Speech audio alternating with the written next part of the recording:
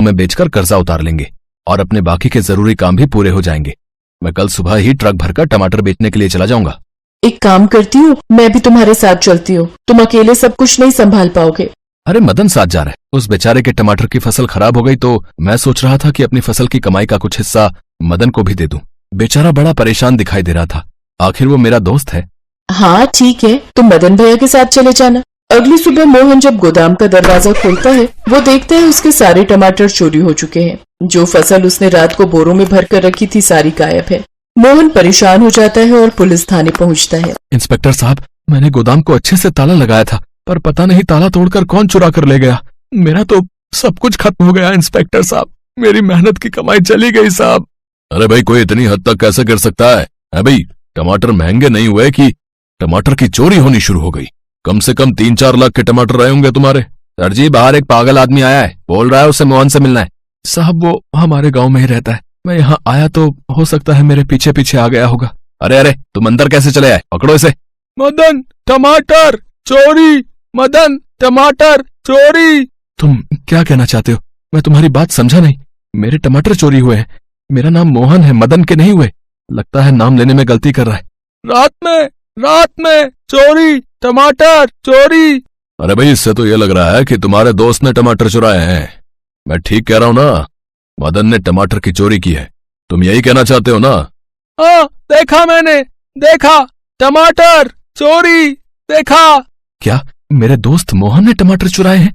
ये नहीं हो सकता। मदन मेरे साथ ऐसा नहीं कर सकता। चोर पकड़ा जाता है और चोर कोई और नहीं बल्कि मदन था। मदन ने लालच में आकर अपने ही दोस्त मोहन के टमाटर चोरी कर लिया। वो उन्हें बेचने शहर जा ही रहा था कि तभी पुलिस वहां पहुंच जाती है और मदन को पकड़ लेती है। मदन के एक लालच ने उसका सब कुछ खत्म कर दिया। उसकी दोस्ती मोहन जैसे अच्छे इंसान से हमेशा के लिए टूट गई। मोहन ने अपने दोस्त मदन को पुलिस के हवाले तो नहीं किया, पर हमेशा के लिए उससे अपना नाता तोड़ लिया। देख मदन, ये फिर भी मेरा अपना निकला। तू तो मेरा दोस्त होकर भी मेरे साथ दगाबाजी कर गया। आज ये रमेश ना होता तो कब का तू मेरे टमाटर लेकर जा चुका होता। धन्यवाद रमेश। तुम भले ही दिमागी रूप से कमजोर हो, पर तुम दिल के बहुत अच्छे हो और बहुत समझदार हो। आज से तुम्हारे सारे खर्चे मैं उठाता हूँ। तुम बस आराम से रहो। अब तुम्हें इधर उधर भटकने की कोई जरूरत नहीं है। अब मुझे माफ कर दे मेरे दोस्त, मैं लालच में आ गया था। मुझसे गलती हो गई यार। अरे तूने तो लालच में आकर मेरे टमाटर चोरी किए, पर तू जानता था कि मेरे पास पैसों की कितनी कमी है। मैं गरीब कर्जा कहाँ से चुकाता? तू जानता था मैंने इस खेती के लिए कर्जा लिया हुआ है। तू तो फिर भी थोड़ा पैसे वाला है, पर मैं कितना गरीब हूँ ये तू अच्छे से जानता है। मैं सोच रहा था टमाटर बेचकर कुछ हिस्सा तुझे भी दे दूंगा, ताकि अगली फसल तक तेरे काम आए। मैंने तेरे बारे में इतना सोचा, पर तूने दोस्ती के नाम पर दाग लगा दिया। तू भी तो मेहनत कर सकता था ना, पर तूने अपने खेत में मेहनत नहीं की, इसलिए तेरी खेती बर्बाद हो गई। आज के बाद मेरा तेरे से कोई रिश्ता नहीं है। तू अपने रास्ते, मैं अपने रास्ते। मोहन ने मदन को माफ नहीं किया। उस दिन के बाद मोहन ने मदन से बिल्कुल भी मतलब रखना बंद कर दिया। उसने अच्छे दामों में टमाटर बेचकर नई खेती की शुरुआत की। अब मोहन के पास पैसों की कोई कमी नहीं थी। इस कहानी से हमें यही सीख मिलती है कि लालच का फल सदैव बुरा होता है, जैसा मदन के साथ हुआ।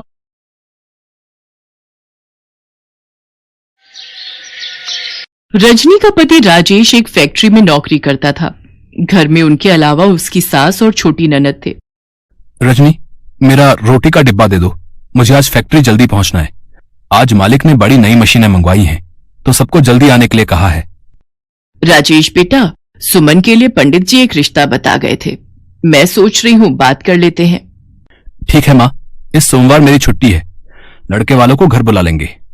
क्यों रजनी, तुम बताओ। हाँ ठीक रहेगा, मैं घर पर ही कुछ अच्छा खाने का बना लूंगी। ये बढ़िया बात है। अच्छा, मैं चलता हूँ। राजेश और रजनी दोनों में आपसी समझ बहुत थी। इसी कारण वो दोनों अपने परिवार को भले ही कम रुपयों में पर अच्छे से चला रहे थे। सुमन को लड़के वाले देखने आ जाते हैं। उन्हें सुमन पसंद आ जाती है और 6 महीने बाद की तारीख सुमन की शादी की पक्की हो जाती है।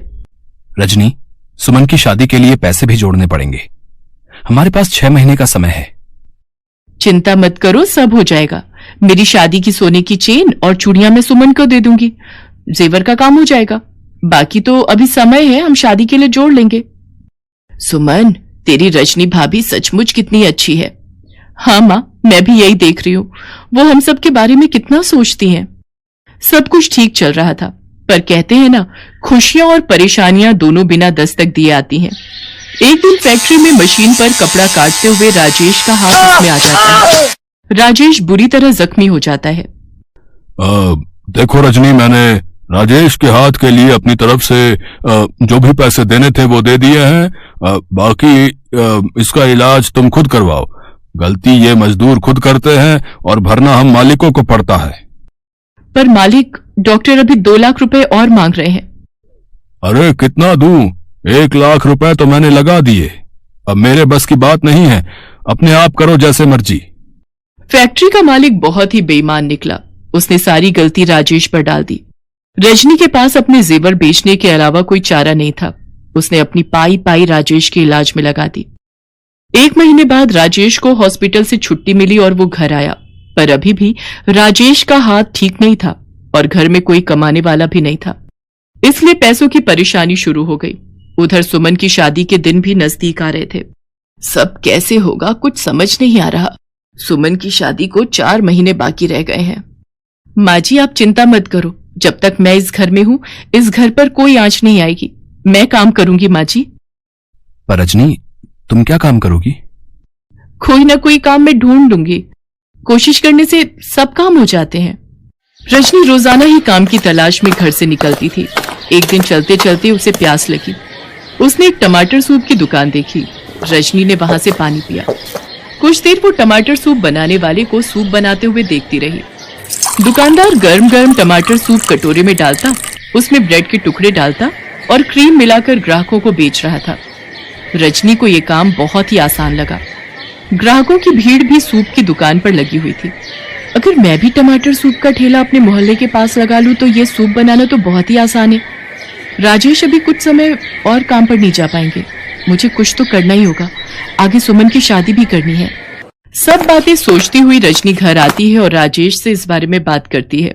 राजेश मान जाता है। रजनी के पास उसका मंगलसूत्र रखा था। पहले तो उसे देखकर रजनी की आंखों में आंसू आ जाते हैं, पर वो मजबूर थी।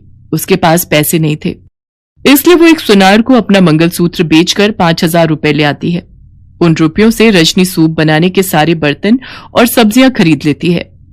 राजेश एक व्यक्ति को जानता था जो ठेले किराए पर देता था। अब रजनी को बस सूप बनाना शुरू करना था। रजनी सारी तैयारी के साथ भगवान को याद करके अपना टमाटर सूप का ठेला मोहल्ले में लगा लेती है। धीरे धीरे ग्राहक रजनी के ठेले पर टमाटर सूप पीने आने लगे। शुरू शुरू में उसकी कमाई थोड़ी होती थी, पर जैसे जैसे रजनी ने टमाटर सूप और स्वादिष्ट बनाना शुरू किया तो ग्राहक बढ़ने लगे। रजनी बहू, अगले महीने सुमन की शादी है। मैं सोच रही थी कि कुछ खरीदारी शुरू कर देते। माँ जी, आप चिंता मत करो। मैंने 5 लाख रुपए की एक कमेटी डाल दी थी।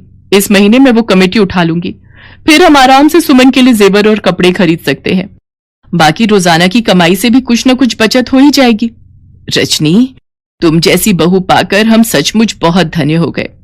तुमने इतनी परेशानियों के बावजूद भी हिम्मत नहीं हारी, बल्कि टमाटर सूप का काम शुरू किया। माँ जी, ये तो आपका और भगवान का आशीर्वाद है जो मेरा काम इतना चल पड़ा। अब आप चिंता मत करो, हम बहुत धूमधाम से सुमन की शादी करेंगे। रजनी ने टमाटर सूप घरों में ऑनलाइन डिलीवर करना शुरू कर दिया। धीरे धीरे रजनी की मेहनत से उसका टमाटर सूप का ठेला चल पड़ा। राजेश की तबीयत में सुधार था। वो भी रजनी की मदद करता था और फिर दोनों ने मिलकर अपना सूप का काम और बढ़ा लिया और पैसे जोड़कर सुमन की शादी भी धूमधाम से कर दी।